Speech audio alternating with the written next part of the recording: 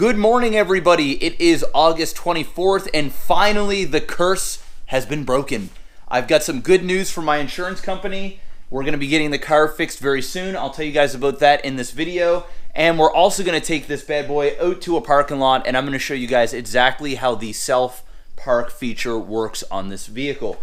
I did show it kind of a little bit in a vlog a few days back. I had a lot of people ask me, can you show us exactly how it works? So I'll be more than happy to do that for you today. But without further ado, let's hop in here. It rained for the last 2 days, so I wasn't really out in the car all that much.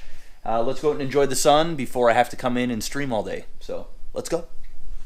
All right, so we are on our way to grab some Tim Hortons. Always got to start my day off with a coffee. And then we're going to head to a parking lot. While we're driving, I thought I would tell you guys about the insurance. For those that don't know, I was in an accident 2 hours after I officially got my car back.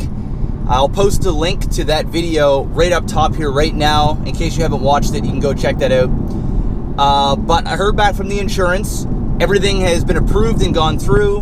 And it is going to cost, for the total amount of damage and labor, $7,104.53. Honestly, I was expecting it to be more, but the most expensive part was obviously the carbon fiber in the back. That piece alone cost almost $3,400 just for that piece of carbon fiber. The actual bumper is really, it's $1,200, like $1,250 for that bumper, which isn't an insane amount of money, but they obviously have to paint it and all that other stuff, which it starts adding up. But there's a whole bunch of small little parts like clamps and filters and all these other little things that I wouldn't even know. There's probably, what, 2, 4, 6, 8, 10, 12, 14, 16, 18, 19 items that they have to order for that whole back, because there's a whole bunch of stuff. I'm no mechanic, but I'm sure it's not as easy as just slapping on a bumper and being done with it. So there's the update. My car will be repaired in about 2 weeks. So the curse may have just been broken, guys. It may have been broken. I was expecting it to take 3 to 6 weeks, and it's only going to take 2 weeks. The parts are regulated. They're all in stock. Also, my car is going in on Tuesday to get tuned.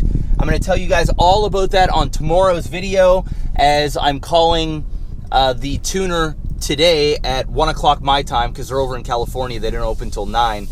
And I'm going to get the final updates on how everything is doing and stuff like that. There was a few hiccups, but I'm going to get to the bottom of it today. And yeah, so we'll talk about that tomorrow. I'm going to go ahead and grab a coffee. I'm here at Tim Hortons right now. And then we are going to go over to a parking lot, and I'm going to show you guys all about the self-parking feature, which, by the way, I use quite a bit. Okay, so what I'm going to do is start off by showing you guys this emblem on the very back of the car. So when you put it into the self-parking mode, this thing will actually open up, and there's a camera inside here that will look for a parking space. So sit tight and watch this.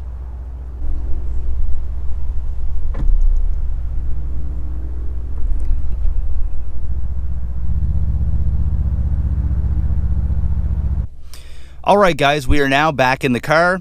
As you can see, the emblem on the trunk opens up, and underneath there's a camera which scouts out to see if there's any open parking spots.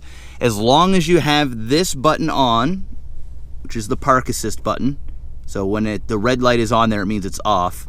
So we put that on there, and then when that's on and this thing is in drive, up top here, you see that P down there? That means that the car is currently looking for a parking spot. So if you're driving fast, that won't show up, but if you're at low speeds and you're just kind of around looking for a spot, the car will know that you're looking for it. Also, the park assist comes with the premium package, which is $4,800. Pretty much everybody gets this package because there is so much in it. You get the park assist, you get the command online navigation system, you get the upgraded stereo system. You also get the hands-free access, which is the foot-activated trunk release. You also get the Easy Pack power trunk closer and the keyless go, which is like a proximity key. so that when you're in the proximity of your car, you can do a bunch of things with your key. You can roll up all the windows, moonroof, all kinds of stuff. I can talk about that stuff a little bit later on, but this is all about the parking assist. So let's go ahead and show you guys exactly how it works.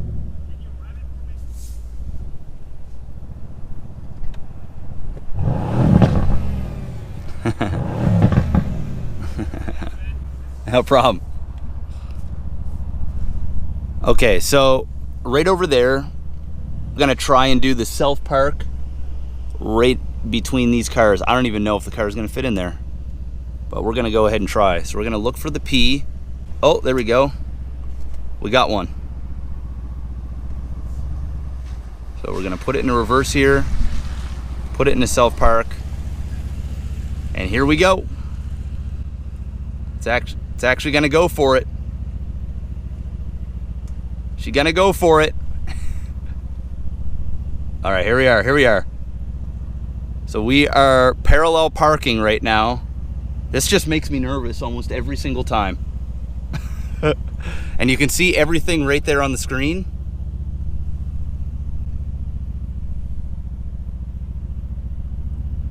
Look at that. You can see us going in.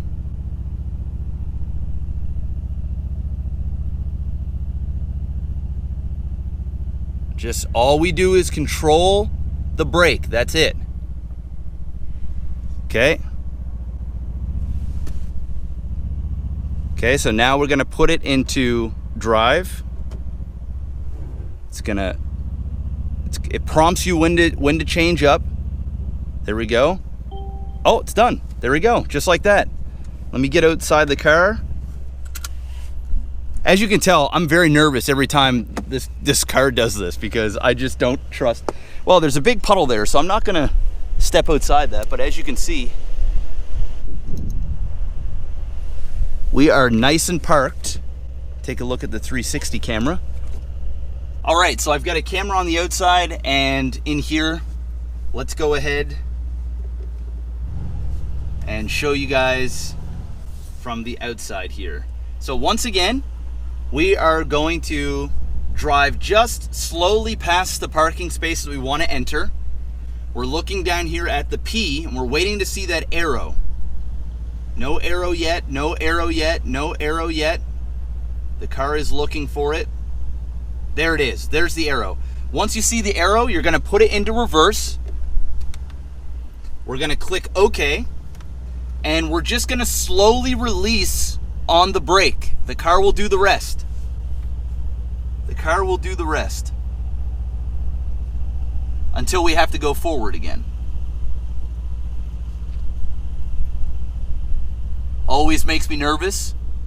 I trust this programming, but I always keep an eye on my camera just in case.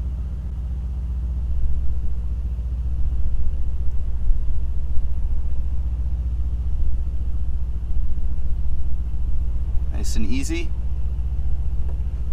Okay, so now we're gonna put it into drive.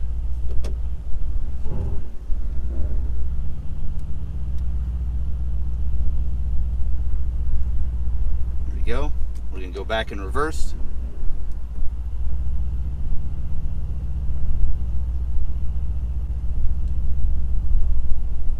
Bob's your uncle. Park finished.